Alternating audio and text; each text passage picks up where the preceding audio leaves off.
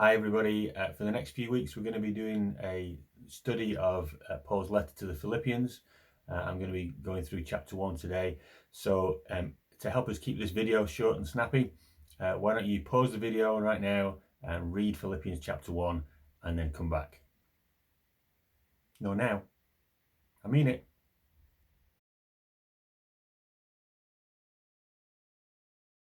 Okay, have you done that? Great. Let's get into it.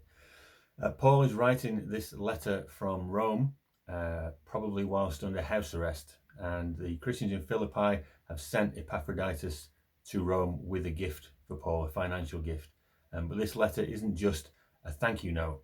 It's a letter of encouragement from Paul to a people that he really loves and that he's separated from. And that seems to ring a few bells with me right now. So that's why I thought we'd have a look at it. Philippi was a fairly large city in Macedonia. It's the first city technically in Europe, modern day Europe, that Paul preached the gospel in. It was a real stronghold for the Roman Empire, and as a result of that, the Christians there would have faced a lot of persecution. In a city where everybody lived for Caesar, they served another king.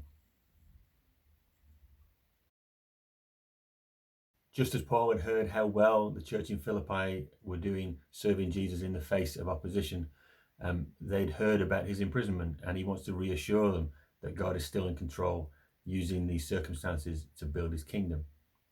And Paul's focus in his life is Jesus. Whatever Jesus wants for his life, that's fine.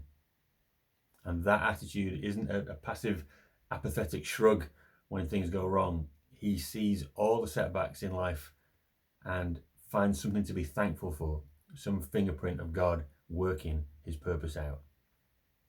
Instead of bemoaning his imprisonment, Paul rejoices that the prison guards know that he's a prisoner for his faith, and that his boldness has encouraged other believers to share the gospel more boldly themselves. How are you responding at the minute to this season of self-isolation? Can you see God at work in your life? I spoke at Christmas about the importance of gratitude. What are you being thankful for in this season? Are you remembering to be thankful, to look at the little things going on in life and give thanks? Hope some of you joined us for the worship and prayer live stream on Sunday, and that was quite strange to do, speaking personally from here. I don't know how it was for you guys watching, but it was really good to see the messages coming up, people connecting in. It was great to see some of our friends from the Gate Community Church in Blackpool chirping in, and from Carnarvon Pentecostal Church, and it was lovely to see them as part of this. And then later, some friends of mine in America, in Indiana, also watched it, and they shared it with family they have in Colorado, and they were all watching it, and they were commenting about how special it was to be able to worship together on a Sunday, something they'd not been able to do in years. So even in the midst of this strange time, there's things to be thankful for. I was really grateful for all those little signs of connection around us on Sunday. I also didn't notice at the time, because I was kind of busy with what I was doing, that we had somebody on the Facebook Live stream kind of heckling from the sidelines, somebody who, as far as we know, isn't a believer. And I'm not offended by that. It's a public forum, people can do what they like. I think it's a strange move for somebody to do that who doesn't know Jesus, because now we're all going to pray for him. I want us to pray for this guy. I want us to pray God's blessing on him. I want to pray that God reveals himself to him and shares his love with him, and that this kind of ends up with him journeying and going on with Jesus and relating to him and having him as his Lord and his Savior. So if that happens again, it may do. Let's be gracious and courteous as we were that time, and let's just see what God's going to do in that situation as well.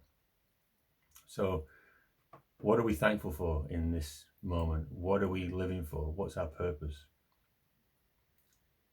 Let's keep looking for the fingerprints of God in our situation now. Even when Paul hears that there are people preaching the gospel almost as part of a kind of power grab while he's imprisoned, it's not important to him. The main thing is that the truth about Jesus is being shared, and it's almost like in the film of Paul's life, he's not the leading man. Jesus is the star of the show, and that's how it should be for all of us. I'm not the leading man in the story I'm living out. Jesus is, and he gets all the glory. He gets all the fame, and it's a freeing way to live, I think, and very different from the messages around us. Paul has actively placed his life in Jesus' hands, so much so that it doesn't matter to him whether he's in prison or he's free, whether he lives or dies even. He's not suicidal. He just has such a strong certainty of the reality of God in his life that he doesn't fear death. He's content to live for Jesus on earth or live with Jesus after death. All that matters is that Jesus is glorified in Paul's life, and that people that don't know Jesus get to find out about him. Let's live in these coming days secure in Jesus, secure in our relationship with him, and determined to share his love and compassion in creative ways. Just because we can't do what we normally do, that just means we need to be a bit more imaginative in reaching out to people, in sharing God's love and meeting their practical needs. We want people to know that it's not just because we're nice people that we do it. It's because we serve a risen Saviour, and his name is Jesus. Take care. God bless. Thanks for watching.